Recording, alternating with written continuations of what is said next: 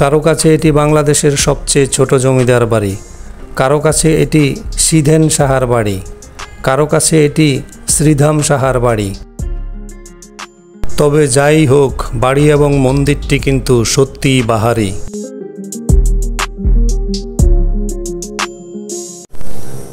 আজ আমি আপনাদেরকে দেখাতে নিয়ে এসেছি সিধেন সাহার জমিদার বাড়ি বা মতান্তরে শ্রীধাম সাহার জমিদার বাড়ি। সাথে আছে আমি মিজান। আপনাদেরকে দেখাবো এই পুরো জমিদার বাড়িটি, শোনাবো তার সংক্ষিপ্ত ইতিহাস। আর হ্যাঁ, ইতিহাস, ঐতিহ্য, প্রত্নতত্ত্ব, প্রকৃতি ও জীবন সহ মানুষের কাছে যা কিছু দর্শনীয় এবং আকর্ষণীয় তার সব কিছু নিয়ে দুর্দান্ত সব ভিডিও পেতে ইউটিউবে আমার চ্যানেল যাযাবর মিজান সাবস্ক্রাইব করে আমার পাশে থাকুন এবং ফেসবুকে যাযাবর মিজান পেজটি লাইক ফলো দিয়ে আমার সাথে থাকুন। চলুন তাহলে দেখে নেওয়া যাক শ্রীধাম সাহার জমিদার বাড়িটি এবং সাথে শুনবো তার সংক্ষিপ্ত ইতিহাস।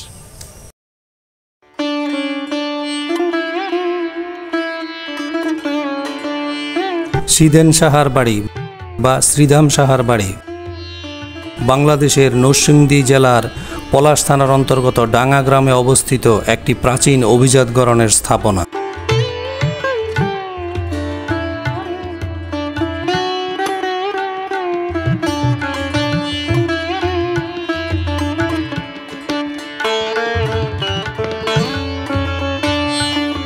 সিধেন সাহা বা শ্রীধাম সাহা নামক একজন ধনাঢ্য ব্যক্তি বাড়িটি নির্মাণ করেন 1911 সালে।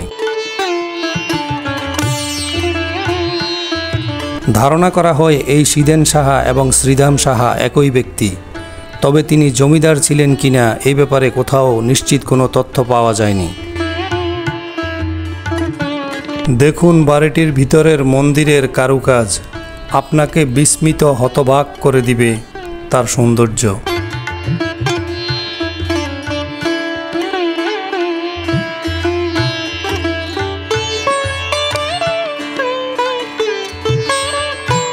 জমিদার লক্ষণ সাহার জমিদার বাড়ির সন্নিকটে অবস্থিত হওয়ায় এবং উভয়ই সাহা বংশের হওয়ায় ধারণা করা হয় যে এই শ্রীধাম সাহা লক্ষণ সাহার বংশেরই কোনো ধনাঢ্য ব্যক্তি।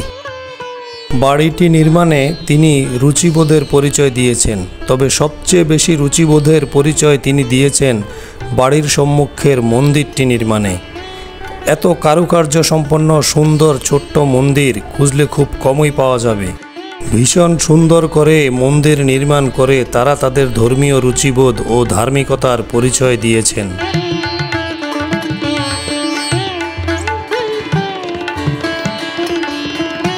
লক্ষণ সাহার বাড়ির সম্মুখের মন্দির ও শ্রীধাম সাহার বাড়ির সম্মুখের মন্দির দুটি গঠনশৈলী কারুকার্য যেন এক অনবদ্য সৃষ্টি।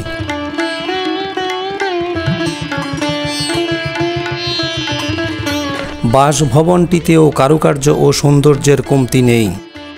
শত বছর পরে এখনও বাড়িটির দিকে তাকালে বোঝা যায় এককালে তার সৌন্দর্য ও আভিজাত্যে আলোকিত করেছিল চারিদিক। অনেকেই এই বাড়িটিকে বাংলাদেশের সবচেয়ে ছোট জমিদার বাড়ি বলে চিনেন। আমি এখন বাড়িটির সম্মুখভাগের চিত্র আপনাদেরকে দেখিয়ে তার ডান পাশ দিয়ে বাড়িটির পেছনে চলে যাচ্ছি। দেখতে থাকুন আর সাথে শুনতে থাকুন আমার আলোচনা। শ্রীধাম সাহার বংশধররা এই বাড়িতে 1971 সাল পর্যন্ত ছিলেন এবং মুক্তিযুদ্ধ চলাকালে তারা স্থানীয় ভূঁইয়া বংশধরদের কাছে বাড়িটিকে বিক্রি করে এদেশ ত্যাগ করেন। বাড়িটি এখন ভূঁইয়া বাড়ি নামে পরিচিত এবং ভূঁইয়া বংশধরদের দখলে এই বাড়িটি রয়েছে। বাড়িটির পেছনে রয়েছে বাগান আর সামনে রয়েছে শান বাঁধানো পুকুর। তবে বর্তমানে বাড়িটি বসবাসের একরকম অযোগ্য। শতবর্ষী ভবন হওয়ায় তার ছাদে ফাটল ধরেছে, রং উঠে গেছে ও নষ্ট হয়ে গেছে কোথাও কোথাও তার পলেস্তারা।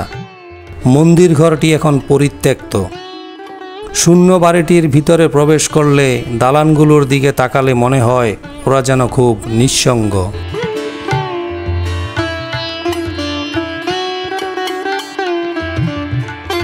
আজ বিদায় নিচ্ছি শ্রীধাম সাহার জমিদার বাড়ি থেকে।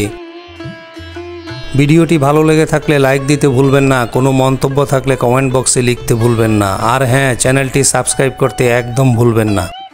দেখা হবে আবার আপনাদের সাথে নতুন কোনো দুর্দান্ত ভিডিও নিয়ে। ততক্ষণ পর্যন্ত আপনারা সবাই সুস্থ থাকুন, ভালো থাকুন এবং আমার চ্যানেলে আপলোড করা দুর্দান্ত সব ভিডিওগুলো দেখতে থাকুন।